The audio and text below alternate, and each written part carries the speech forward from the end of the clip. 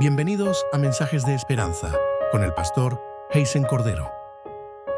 ¿Qué tal, queridos amigos? Qué bendición poder empezar el día una vez más a los pies de Jesús a través de su palabra.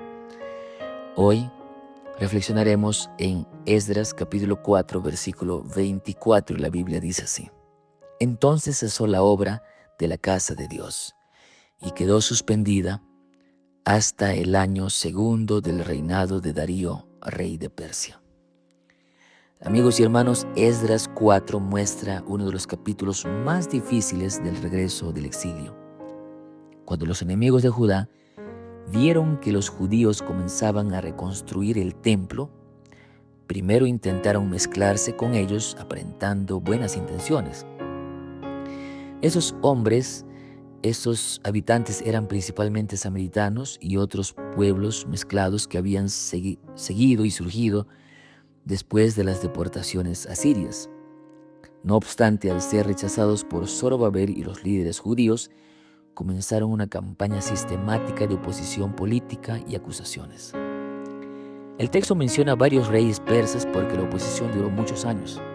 Primero hubo acusaciones en tiempos de Ciro, luego durante el reinado de Asuero, probablemente Jerjes I, y más adelante durante Artajerjes, cuando hombres como Rehum y Simsai enviaron cartas acusando a Jerusalén de ser una ciudad rebelde.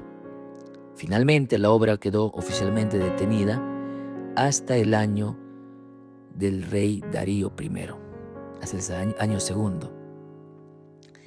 La paralización principalmente de la reconstrucción del templo duró aproximadamente entre 14 y 16 años. Durante ese tiempo, el pueblo comenzó a enfocarse más en sus propias casas, negocios y estabilidad personal, mientras que el templo permanecía abandonado. Precisamente por eso Dios levantó después a los profetas Ageo y Zacarías para confrontar espiritualmente al pueblo y llamarlo nuevamente a priorizar la casa de Dios.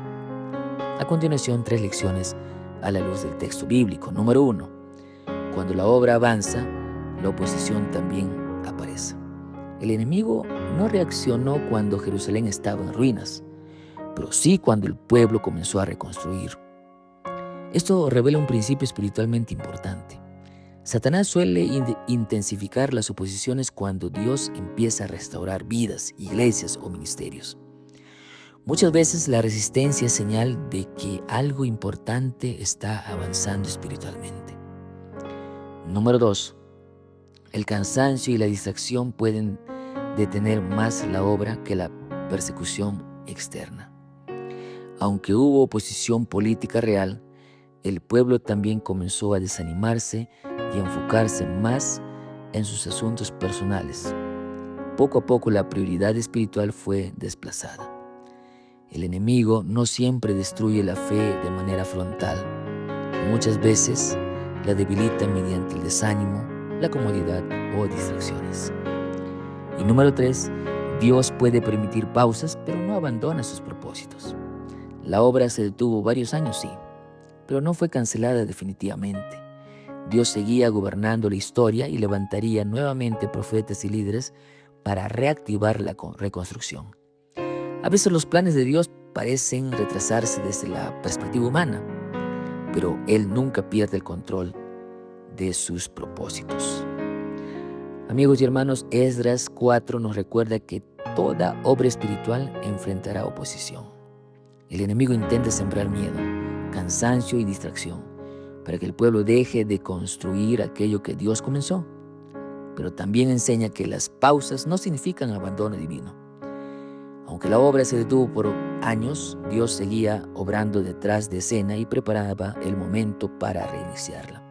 Hoy muchos pueden sentirse desanimados porque ciertas promesas parecen demorarse o porque la oposición es constante.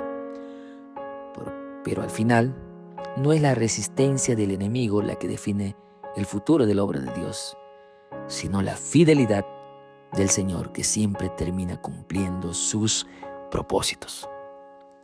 Que tengas un feliz día, no te olvides, sea un mensajero de esperanza, comparte salvación. Abrazos.